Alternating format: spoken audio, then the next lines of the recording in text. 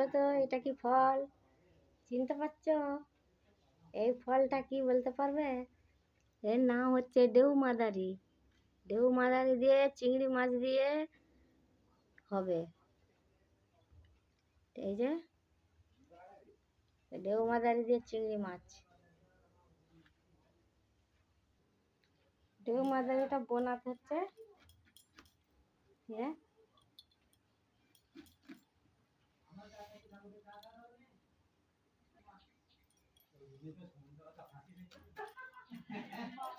গোল গোল করে বনিয়ে নিচ্ছি।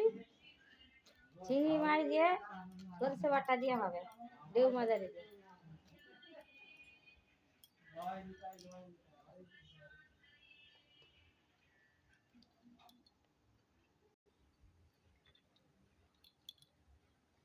গোল গোল করে বানাতে হবে,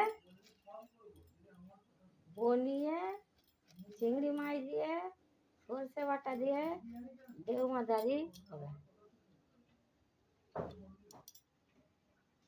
চিংড়ি মাছ ভাজার জন্য তেল দিয়ে দিয়েছি, ভেজে তুলে দেবো।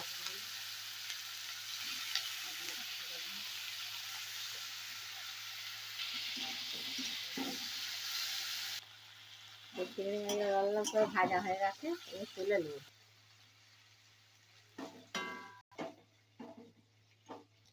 এরপরে ডেউমাদারিগুলো দিয়ে দেবো। পরিমাণ মতো নুন দিয়ে দেবো, হলুদ গুঁড়ো দিয়ে দেবো, লঙ্কা গুঁড়ো দিয়ে দেবো, জিরে গুঁড়ো দিয়ে দেবো। সব একটু নাড়াচাড়া করে দেবো, আমি জল দিয়ে দেবো। এরপরে দেবো সরষে বাটাটা। সরষে বাটাটা দিয়ে নাড়িয়ে দিচ্ছি। যে কি সুন্দর রঙটা হয়েছে দেখো, খেতেও দারুণ লাগে। একবার করে বানিয়ে খেয়ে দেখবে। দিয়ে দেবো চিংড়ি মাছগুলো, দিয়ে এখন নাড়িয়ে দেবো,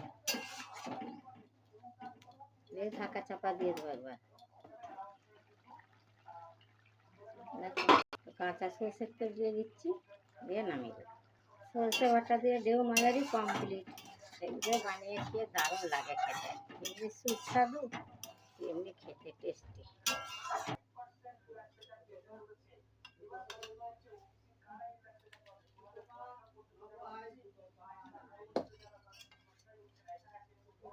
কমপ্লিট হয়ে গেল ডেউমাদারি দিয়ে সরষে বাটা চিংড়ি মাছ দিয়ে।